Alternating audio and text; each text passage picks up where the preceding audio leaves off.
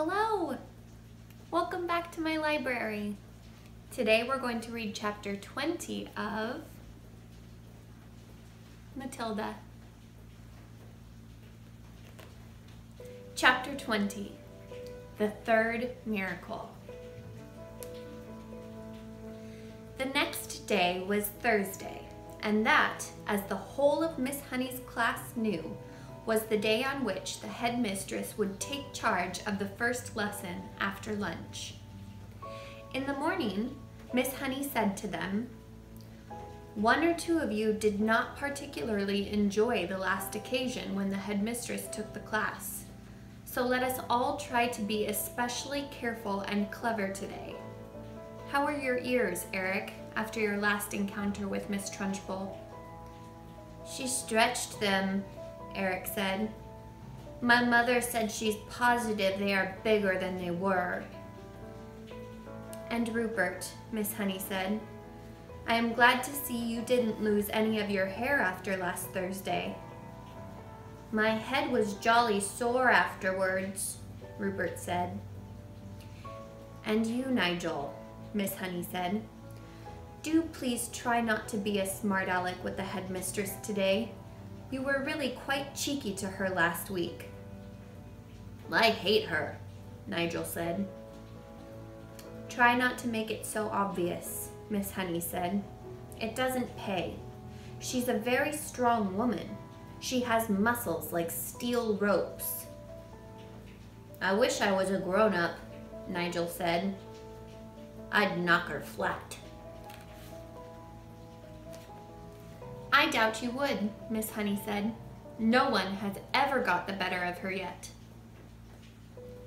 "What will she be testing us on this afternoon?" a small girl asked. "Almost certainly the 3 times table," Miss Honey said. "That's what you are all meant to have learnt this past week. Make sure you know it." Lunch came and went. After lunch, the class reassembled. Miss Honey stood at one side of the room. They all sat silent, apprehensive, waiting. And then, like some giant of doom, the enormous Trunchbull strode into the room in her green breeches and cotton smock. She went straight to her jug of water and lifted it up by the handle and peered inside. "I am glad to see," she said, "that there are no slimy creatures in my drinking water this time. If there had been, then something exceptionally unpleasant would have happened to every single member of this class, and that includes you, Miss Honey." The class remained silent and very tense. They had learned a bit about this tigress by now, and nobody was about to take any chances. "Very well," boomed the Trunchbull. "Let us see how well you know your 3 times table. Or to put it another way, let us see how badly Miss Honey has taught you the 3 times table." The Trunchbull was standing in front of the class, legs apart, hands on hips, scowling at Miss Honey, who stood silent to one side. Matilda, sitting motionless at her desk in the second row, was watching things very closely. "You!" the Trunchbull shouted, pointing a finger the size of a rolling pin at a boy called Wilfred. Wilfred was on the extreme right of the front row. "Stand up, you!" she shouted at him. Wilfred stood up. "Recite the 3 times table backwards," the Trunchbull barked.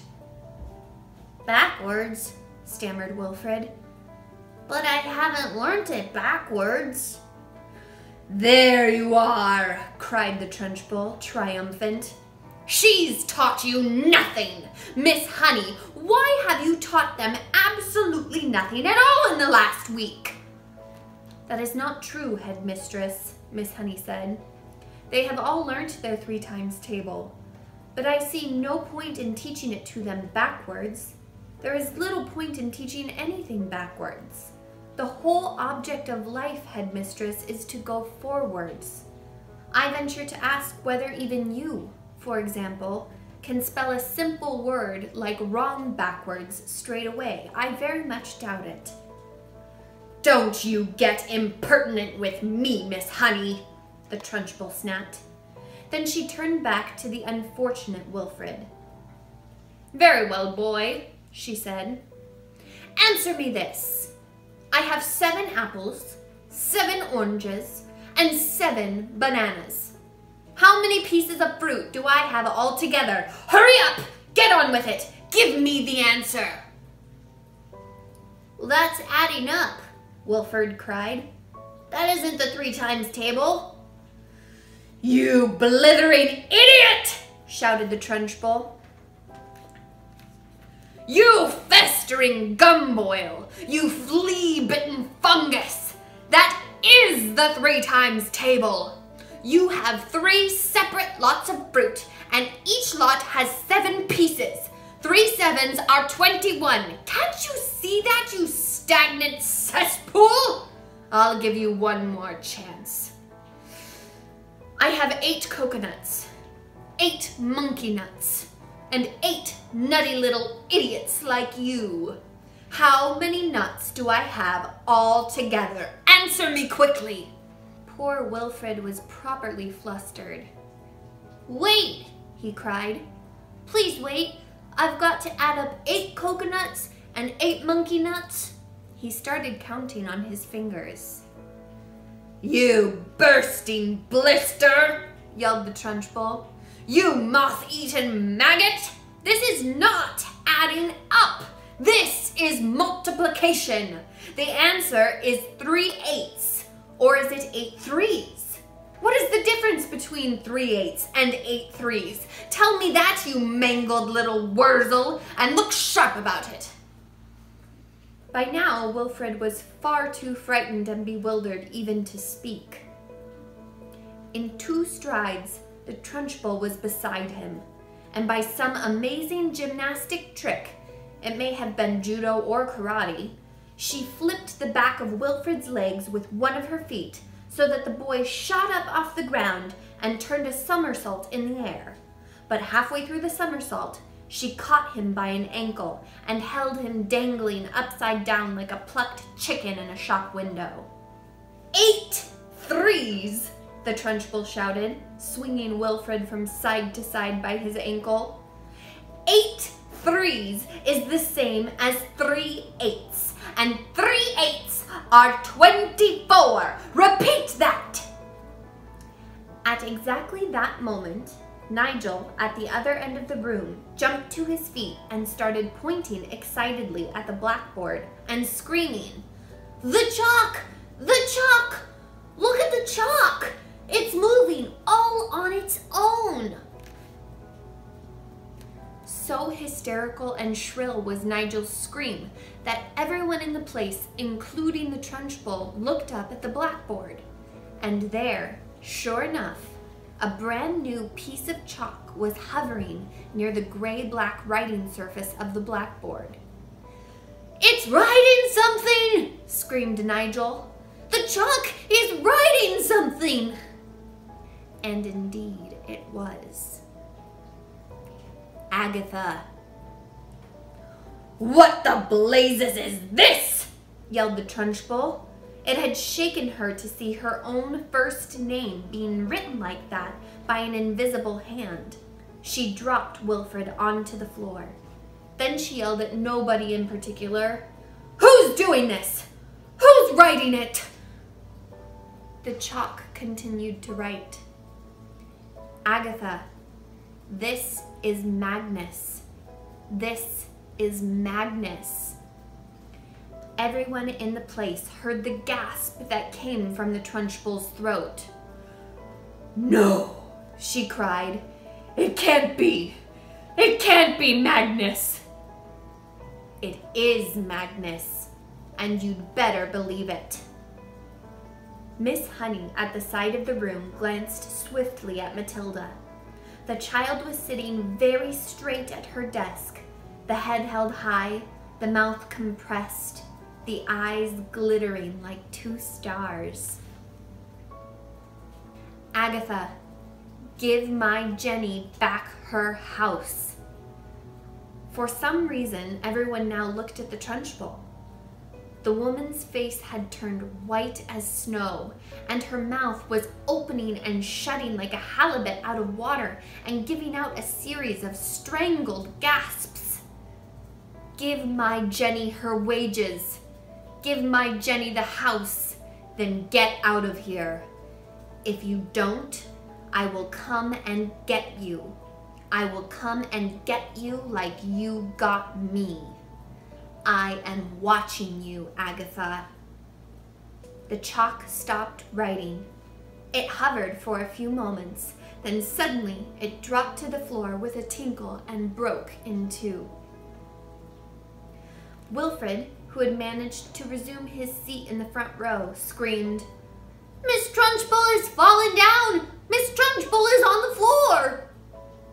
This was the most sensational bit of news of all, and the entire class jumped up out of their seats to have a really good look. And there she was, the huge figure of the headmistress stretched full length on her back across the floor, out for the count. Miss Honey ran forward and knelt beside the prostrate giant. "She's fainted," she cried. "She's out cold. Someone go and fetch the matron at once." 3 children ran out of the room. Nigel, always ready for action, leapt up and seized the big jug of water. "My father says cold water is the best way to wake up someone who's fainted," he said, and with that, he tipped the entire contents of the jug over the Trunchbull's head. No one, not even Miss Honey, protested. As for Matilda, she continued to sit motionless at her desk. She was feeling curiously elated. She felt as though she had touched something that was not quite of this world, the highest point of the heavens, the farthest star. She had felt most wonderfully the power surging up behind her eyes, gushing like a warm fluid inside her skull, and her eyes had become scorching hot, hotter than ever before, and things had come bursting out of her eye sockets. And then the piece of chalk had lifted itself up and had begun to write. It seemed as though she had hardly done anything. It had all been so simple. The school matron, followed by 5 teachers, 3 women and 2 men, came rushing into the room. "By golly, somebody's floored her at last!" cried one of the men, grinning. "Congratulations, Miss Honey." "Who threw the water over her?" asked the matron. "I did," said Nigel proudly. "Good for you," another teacher said. "Shall we get some more?" "Stop that," the matron said. "We must carry her up to the sick room." It took all 5 teachers and the matron to lift the enormous woman and stagger with her out of the room. Miss Honey said to the class, "I think you'd all better go out to the playground and amuse yourselves until the next lesson." Then she turned and walked over to the blackboard and carefully wiped out all the chalk writing. The children began filing out of the classroom. Matilda started to go with them, but as she passed Miss Honey, she paused, and her twinkling eyes met the teacher's eyes, and Miss Honey ran forward and gave the tiny child a great big hug and a kiss. And that's the end of chapter 20. Matilda really helped out Miss Honey in this chapter. When's a time you've helped someone out? Let me know in the comments below, and make sure you like and subscribe so you're here for the final chapter of Matilda. See you soon.